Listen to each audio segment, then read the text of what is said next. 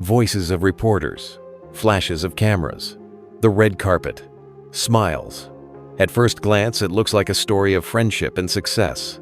But behind Hollywood's glittering facade, a storm was beginning to take shape. A year ago, they worked together on a film about love and pain. Today, they face each other in court. Blake Lively versus Justin Baldoni. Accusations of harassment. Lawsuits worth hundreds of millions. Leaked private messages.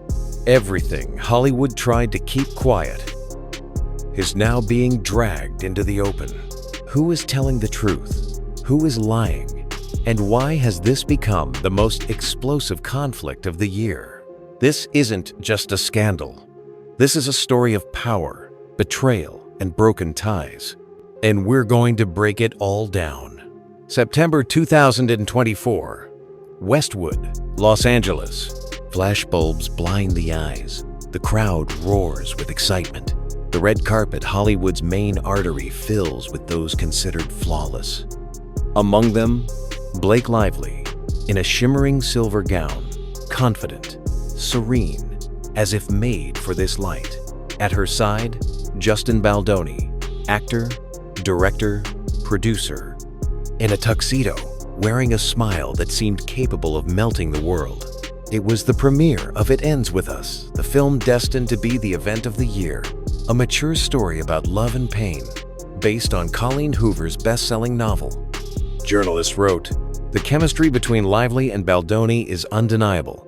Fans cut out their photos. The studio predicted record box office numbers. On camera, they looked flawless. She laughed at his jokes. He held her gently by the waist as they posed for photos. In interviews, they spoke of respect, trust, and professionalism. But backstage, the rhythm was different.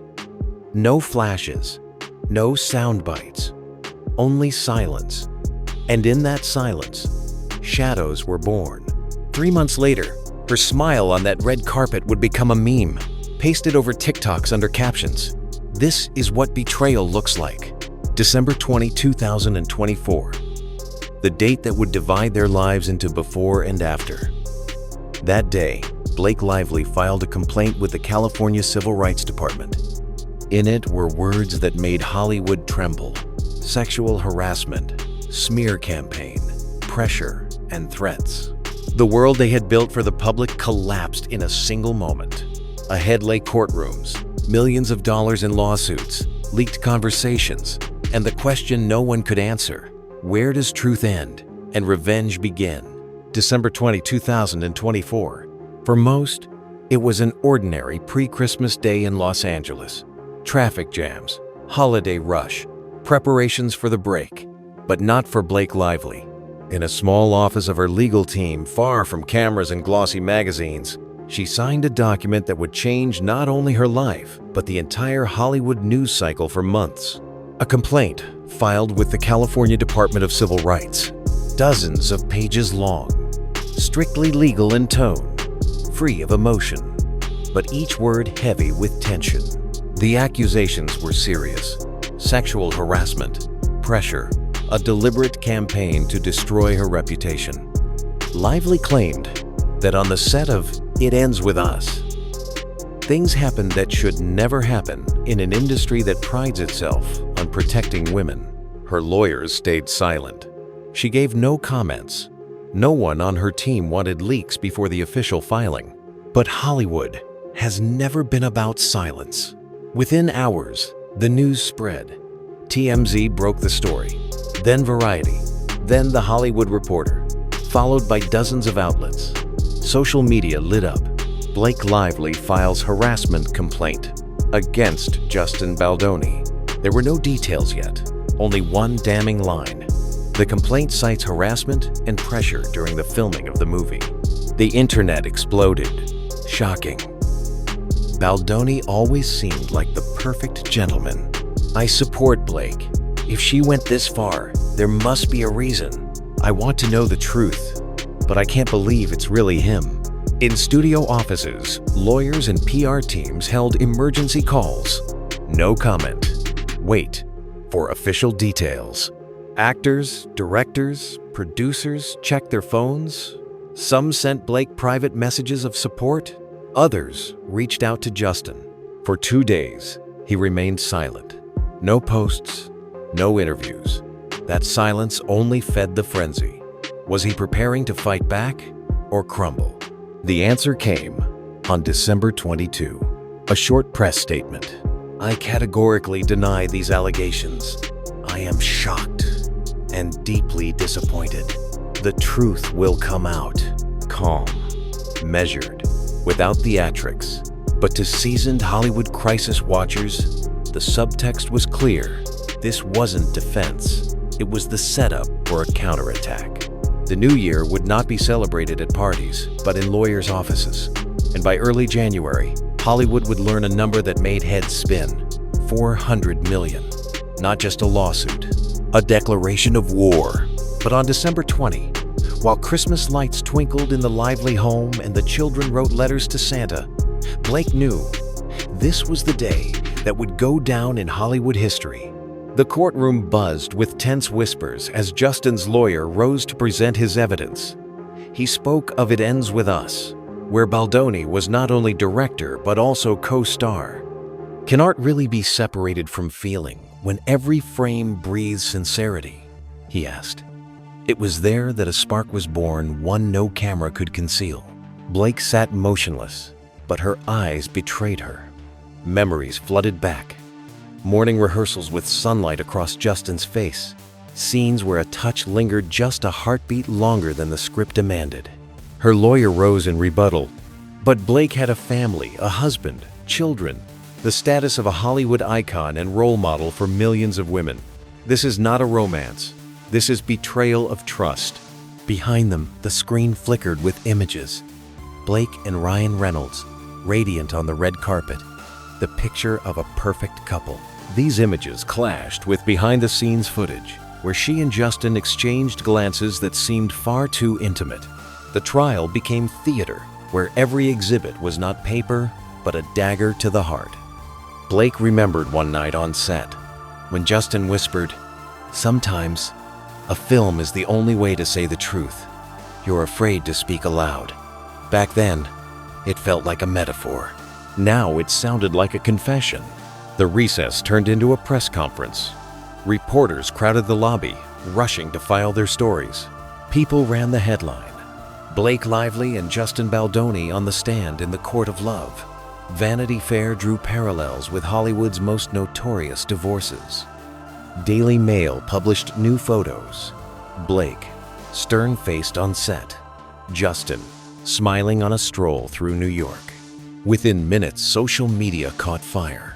Twitter and TikTok debated what mattered more, career and family, or the right to personal feelings.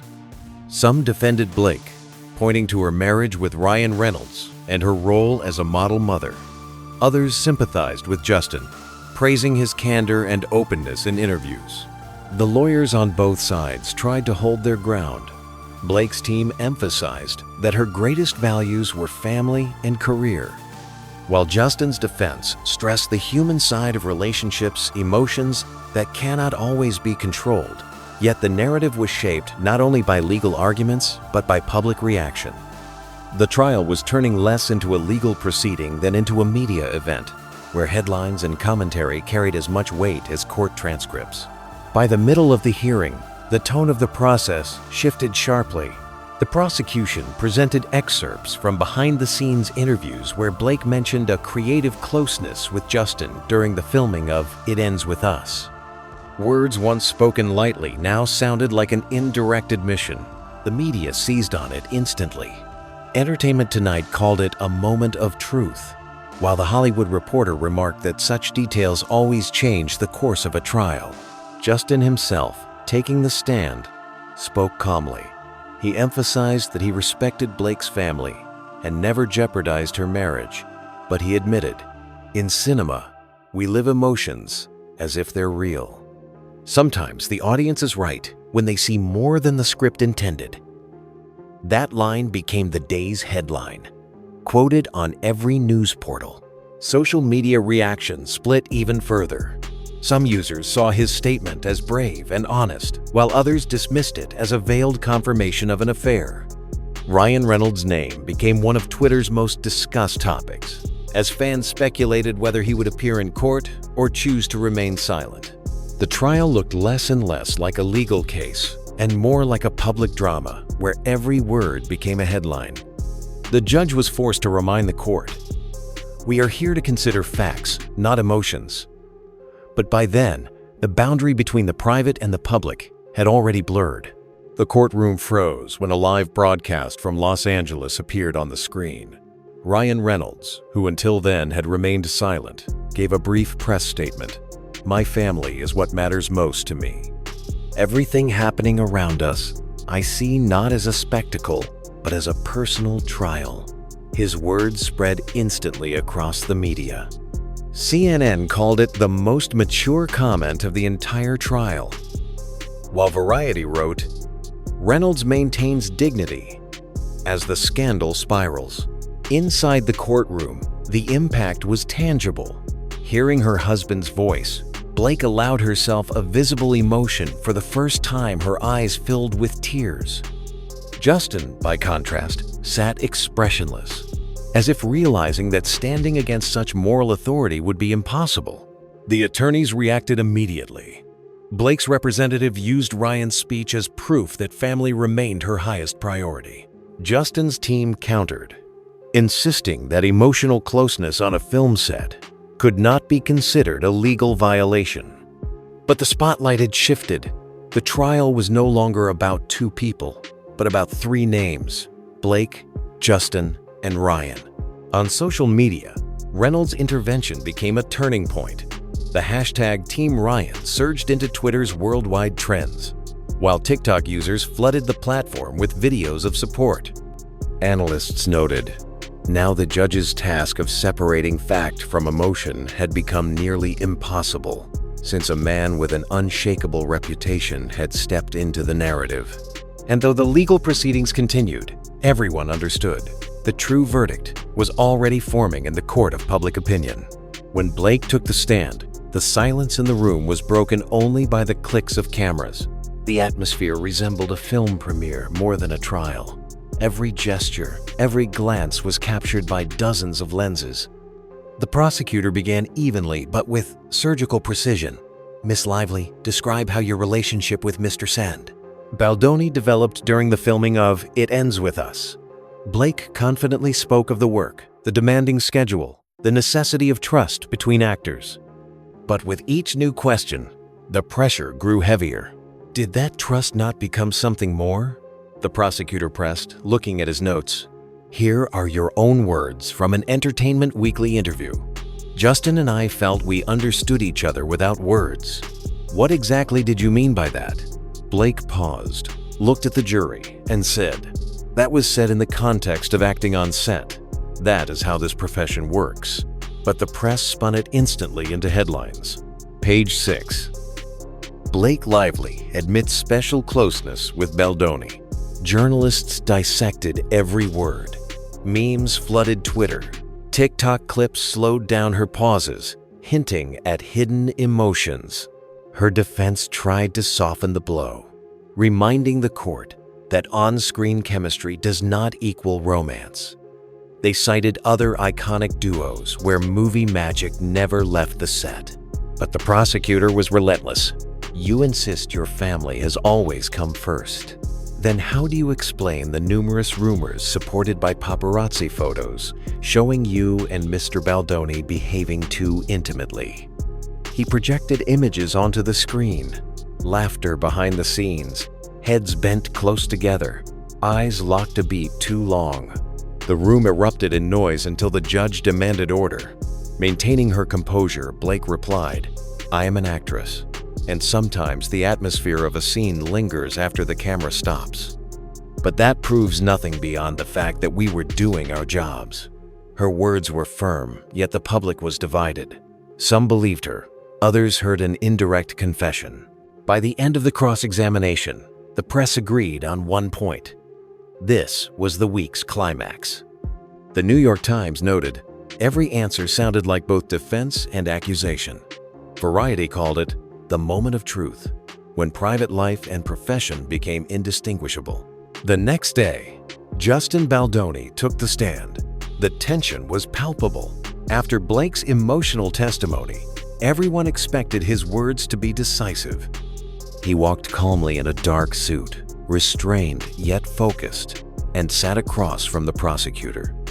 The cameras caught his gaze steady, confident, but tired, as if he had been rehearsing this moment for weeks.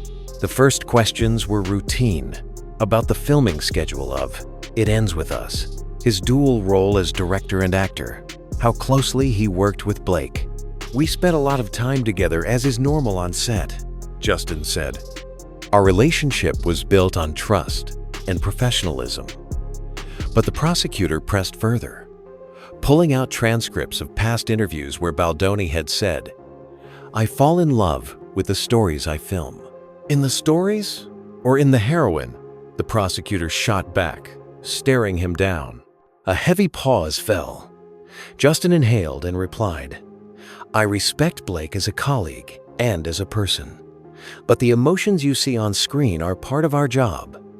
Our task was to make the film as convincing as possible. Sometimes the audience sees things that aren't really there." His words immediately fueled headlines. Deadline: Baldoni holds his defense, refuses to break. The Guardian: his answers sound too cautious, and that only deepens suspicion.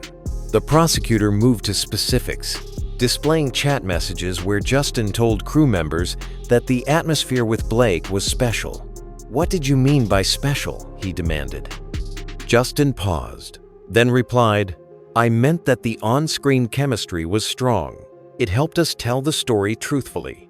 That's not personal, it's cinema." But social media thought otherwise. On Twitter, the hashtag #JusticeForBlake overtook even political news. TikTok, filled with clips of his testimony. Some praised his honesty, others saw it as a careful confession, wrapped in professional jargon. At the close of questioning, his lawyer asked for a final statement.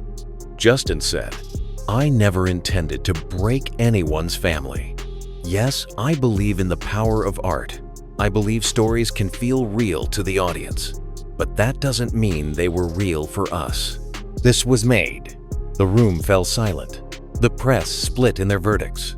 Some called his words dignified, others a clever dodge. But all agreed on one truth. The courtroom had become an arena, not of facts, but of interpretations, where every word was a weapon. The final week of the trial brought the story to its peak. The courtroom overflowed. Journalists, bloggers, analysts, all desperate to witness the conclusion firsthand. The judge prepared for closing arguments, but it seemed the real verdict had long since been delivered not by him, but by millions watching worldwide. Blake's attorneys leaned on family. They reminded the court that she had always been devoted to Ryan Reynolds and their children, and that rumors of an affair with Justin were media fabrications. They cited countless interviews where she spoke about motherhood and family values. Justin's defense countered that he had never denied creative closeness, but insisted it was purely professional. "We cannot judge a man for emotions experienced in the act of creating art," they argued. But the true power lay outside the courtroom. The media ran real-time scorecards. Forbes calculated that the scandal had boosted It Ends With Us's box office projections by 35%. Variety declared, "This case has become less a trial than a cultural event." TikTok turned into a public jury box. Videos under Team Blake and Team Justin amassed millions of views. But by the end, it was Team Ryan that dominated, cementing Reynolds as the unlikely hero of the drama. Finally, the judge delivered the resolution. There is no evidence of breached obligations or infidelity. Both parties are cleared of the charges. The room erupted with mixed reactions, applause from some, discontent from others. But everyone knew the legal verdict meant little compared to the judgment already sealed in public opinion. For some, Blake Lively remained a symbol of resilience and loyalty. For others, she would forever be tied to scandal, Justin Baldoni kept his reputation as a dedicated professional, but bore the mark of being too close a director.